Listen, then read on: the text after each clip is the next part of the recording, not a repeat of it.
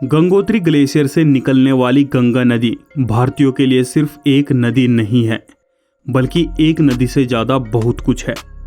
ये वो पवित्र गंगा है जिसमें त्योहारों के समय 7 करोड़ लोग स्नान करते हैं और अपने पिछले पापों को धुलते हैं।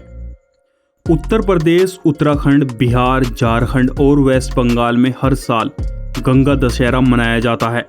ये दशहरा 10 दिनों तक चलता है। साल 2017 के एक एस्टीमेट के मुताबिक सिर्फ हरिद्वार में इस फेस्टिवल को सेलिब्रेट करने के लिए 15 लाख लोग शामिल हुए थे।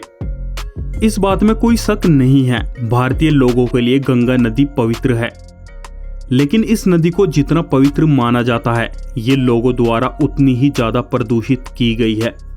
इसलिए आज के वीडियो में हम जानेंगे गंगा के प्रदूषित होने की वजह क्या है और सरकार द्वारा गंगा को साफ रखने के लिए क्या कदम उठाए गए हैं।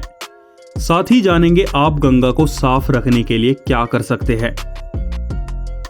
सबसे पहले जानते हैं गंगा नदी की फॉर्मेशन कहां से होती है। बद्रीनाथ से विष्णु गंगा और नीति पास से धुली गंगा निकलती है। ये दोनों नदियां विष्णु प्रयाग में आकर मिलती है और इन दोनों नदियों के मिलने से बनती है अलकनंदा नदी। अलकनंदा नंद प्रयाग में आकर नंदाकिनी नदी से मिलती है और कर्ण प्रयाग में आकर अलकनंदा रिवर पिंडार रिवर में जुड़ जाती है। इसी तरह पिंडार रिवर से जुड़ने के बाद रुद्रप्रयाग में अलकनंदा केदारनाथ से निकली मंदाकिनी नदी से मिल जाती है। इसके बाद देवप्रयाग में आकर भगीरथी और अलकनंदा दोनों मिल जाती है और इन दोनों नदियों से मिलकर बनती है गंगा।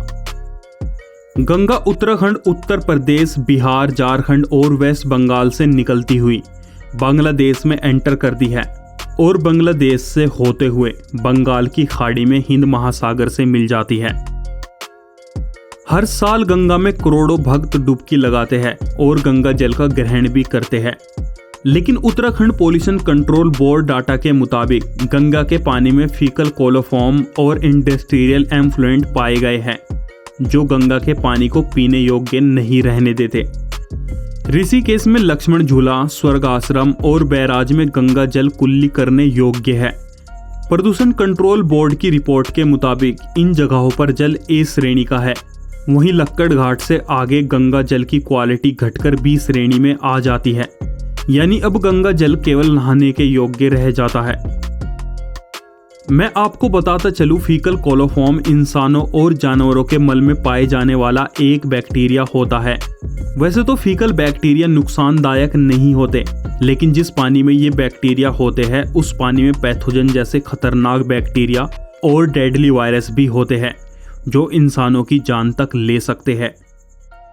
वहीं अगर उत्तर प्रदेश की बात करें तो उत्तर प्रदेश के कानपुर में गंगा सबसे ज़्यादा पोल्यूटेड है। यहाँ गंगा में कुल 20,000 कोलोफॉर्म और 17,000 फीकल कोलोफॉर्म पाए गए हैं, जो कि एक बहुत बड़ा नंबर है। लेकिन अब सवाल ये है, गंगा इतनी प्रदूषित क्यों है? दरअसल गंगा के प्रदूषित होने के कई कारण हैं। नेशनल ग्रीन ट्रिब्यूनल की एक रिपोर्ट के मुताबिक लगभग 50% गंदे नाले आज भी गंगा में गिरते हैं, जो गंगा के पानी की क्वालिटी को खराब करते हैं। दूसरी चीज, गंगा बेसिन दुनिया का सबसे घनी आबादी वाला बेसिन है। गंगा के किनारे 4 करोड़ से भी ज्यादा लोग रहते हैं और आप ये बात अच्छे से जानते होंगे, जो जितनी घनी आबादी वाली जगह होगी वहां उतना ही ज्यादा प्रदूषण होगा। वाराणसी गंगा के किनारे बसा सबसे पवित्र शहर है। इस जगह हर साल लगभग 40,000 बॉडीज का अंतिम संस्कार किया जाता है और अंतिम संस्कार होने के बाद बची हुई राख को गंगा के पानी में बहा दिया जाता है। कुछ बॉडीज बच्चों की होती है जिनका अंतिम संस्कार नहीं किया जाता, बल्कि उन्हें सफेद कपड़े में लपेटकर अपने रास्ते पर छोड़ दिया जाता है। गंगा के प्रदूषित होने के मुख्य कारण गंगा में गिरते गंदे नाले और गंगा के किनारे बसी घनी आबादी है। सरकार ने साल 2014 से 32,912 करोड़ रुपए के बजट के साथ गंगा को साफ करने के लिए 409 परियोजनाएं चलाई हैं। इन परियोजनाओं के तहत sewage treatment infrastructure, river front development, river surface cleanness, biodiversity, public awareness और इंडस्ट्रियल इन्फ्लुएंट मॉनिटरिंग सिस्टम जैसे प्रोजेक्ट बनाए गए हैं।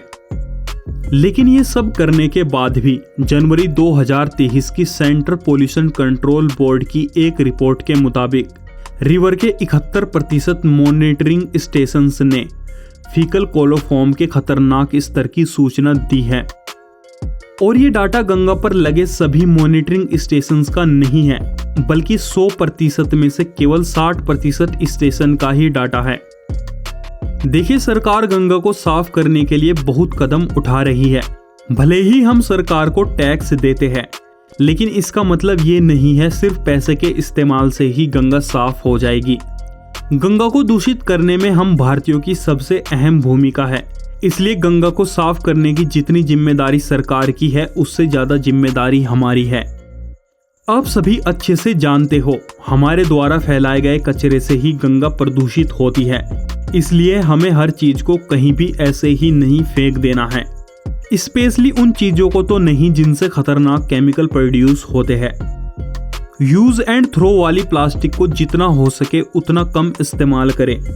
अगर आप प्रदूषण कम करने के लिए अपने एक्शन चेंज नहीं करोगे तो ये प्रदूषण आपको ही नुकसान करेगा।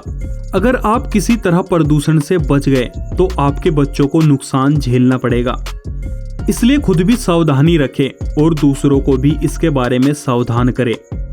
आज की वीडियो में इतना ही। वीडियो देखने के लिए शुक्रिया।